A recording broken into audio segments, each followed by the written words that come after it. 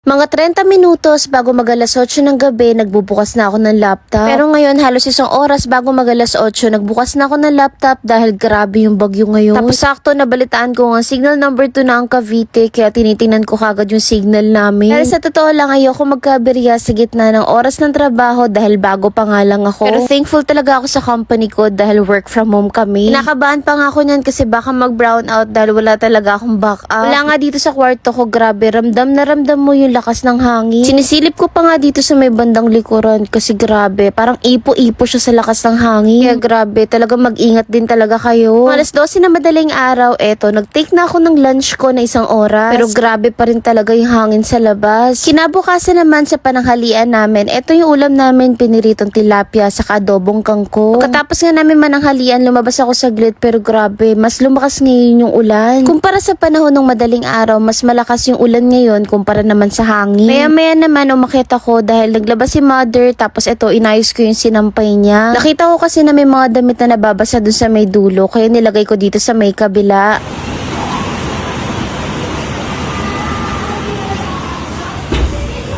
Pagkatapos naman umakyat na rin ako dito sa may kwarto ko.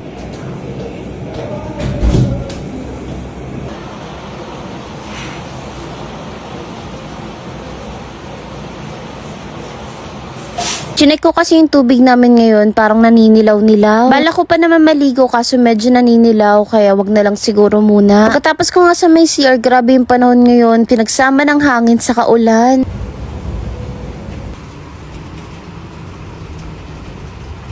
Umiga nga muna ako dito sa may kama ko para makaidlip. At para rin makapagpahinga ako bago ang pasok ko naman mamaya.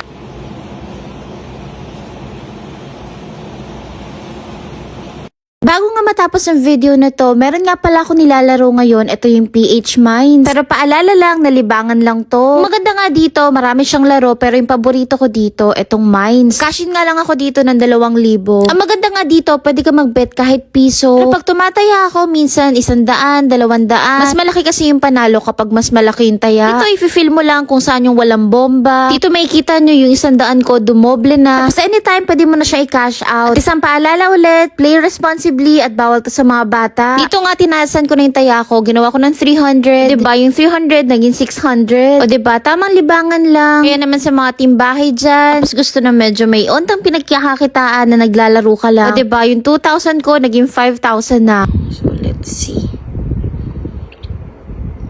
And yun. Ayan na o diba? 5,000 na, kaninang 2,000 lang. At uulitin ko lang, bawal to sa mga bata at syempre, play responsibly. Ayun na, i-share ko lang naman. Ingat kayo!